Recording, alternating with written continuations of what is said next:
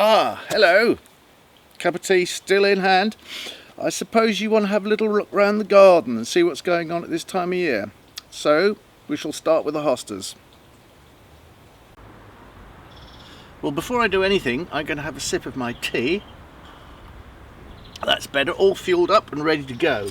Now, if you remember, a couple of months ago, maybe only 6 weeks ago, I was talking about putting Vaseline around pots. And I also put bloodfish and bone round. Now, haven't these grown an awful lot in the last couple of months? This one is called Summon Substance. It's one of my favourites, a sort of yellowy green. I love hostas, but as I said before, I have to grow them in containers, otherwise the slugs get them. Now, this is a very jungle and very personal corner of the garden, which I actually love. It's under an old pear tree. It's way above us here. And in the shade of the pear tree, I've planted a big selection of different bromeliads, of which I've got about 50 different varieties and species now. These are interspersed with Tradescantia, lovely Tradescantia there. Very many different types of Tradescantia, so these will crawl over the edge. And we've got a Alocasia esculenta mammoth, which should fill out and tower above everything here. Oh, it's just so exciting. I just can't wait for it all to grow. So in a month or two, you'll come back and see how much it's changed. Now, one thing a lot of people have been asking me about this year is their root hardy banana Musabasju, which is this.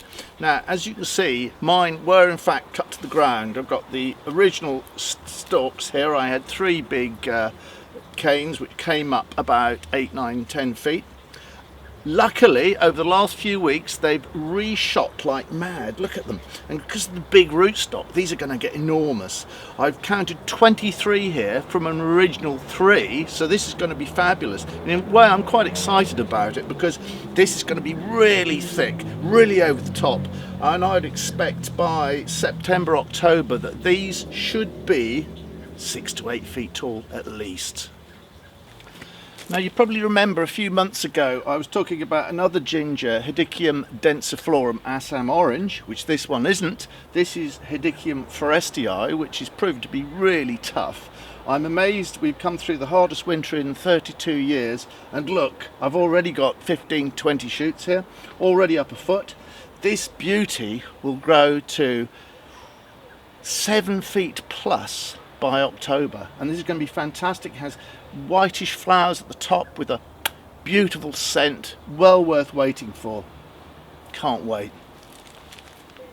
Now, here I'm surrounded by 2 totally hardy plants. One is perennial, this lovely cardoon here with the silvery leaves. This is going to get to, again, pretty tall, probably 10 feet, with beautiful artichoke-like flowers on the top that attract the bees, which is fantastic. And of course, beside me here, good old trusty Phormium tenax. This did get rather clobbered during the winter, so I've had to cut about half of its leaves off, but that doesn't matter because it's all going to grow back and fill out this corner of the garden, and it'll look totally wild. Do you know, despite the cold winter, the tree ferns have done fabulously well this year. You can see the fronds here are at least 5, 6 feet long. Absolutely beautiful, lush green. I didn't even put any protection in this year. Coldest winter in 32 years. Amazing how tough they actually are. Unfortunately, because I lost the cover of a big tree here, they're now in the open. So in dry weather, I'm keeping them watered pretty much every other day. So every 2 or 3 days, keep the trunks watered if you want the big stems. People often ask me about feeding. I don't feed at all, apart from maybe just a little bit of bloodfish and bone around the base, that's all. And then you get all this fantastic growth. Now, this plant I am so excited about.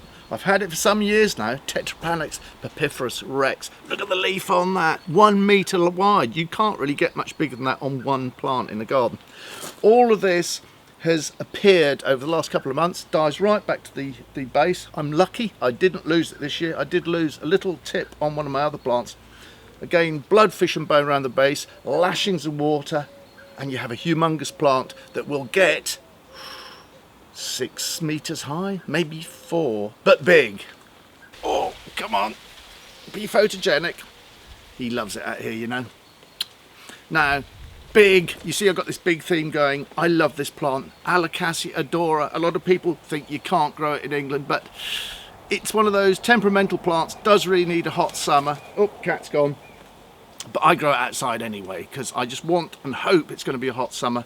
These leaves are humongously big, aren't they? Aren't they absolutely gorgeous? Oh, I love them. Try them in the garden. If you want something slightly hardier, only slightly, then you've got to grow Colocasia, which again get big leaves and are wonderful. Two more lovely plants in the garden. Fortunately not hardy at all, but you know me, I love tender perennials.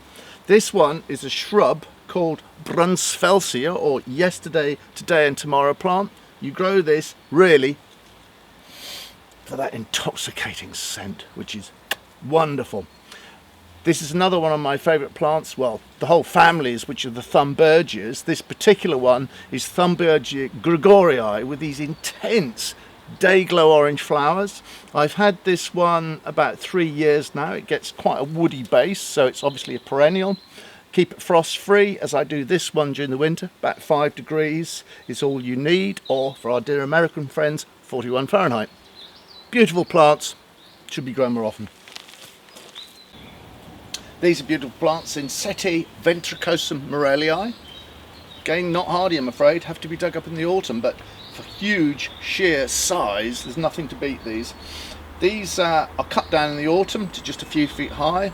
All this new growth has come out since they were planted late May. Again, these will get huge. I'm expecting 10 feet plus out of these this year. Oh, be careful not to stand on something.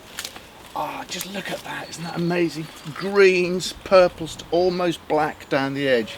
Love them.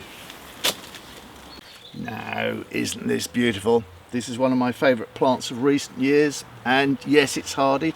It's called Podophyllum spotty dotty because of the dots around it. Aren't they gorgeous? Underneath there is a flower hidden, which, oh geez, that's really odd smell. I had some Americans visit the garden the other day and they said it smells like metallic sex. What a flavour. I'm now in my xerophytic garden, which basically means arid garden. That's plants that don't like water. Unfortunately, I lost quite a few of my agaves this year, but you can see this lovely new replacement down here, Agave nigra, which hopefully will come through the winter because I've got another one that did. But I'm not just growing cacti, I grow herbaceous drought-tolerant plants like this Beschcanaria septemlobus with these gorgeous racemes of blood purpley pink flowers. That's wonderful. And I love it because these last for weeks and weeks during the summer months. But we're planted around here. I know you can't see them, but we're planted with Aeoniums and Apuntias. We've got Escultias, curry plants, aloes. Ooh, the list goes on. Aeoniums are plants I've always loved. They come from the Canary Islands and around that sort of area on Madeira as well. These are beautiful, they get really big. Some of these were grown from seed, like these ones here. And good old Schwarzkopf in the background. Wonderful plants. Leave them out all summer, dig them up, well, just about the time of the first frost, so around about November. But these were planted out in towards the end of April into early May, because as I said, they could take a slight bit of frost, but I love them. They're just so nice. Now you're probably wondering, what is this? This is giant knotweed. Shouldn't grow it in your garden, but I am. I love it. I've been growing this for years. It's contained behind a wall here. It can't get out. It's restrained. It's in prison. And as long as it's there, I'm happy chappy. So this beautiful plant gets to, wow, 12 foot high in one season. A few weeks ago, wasn't even out the ground. Love it.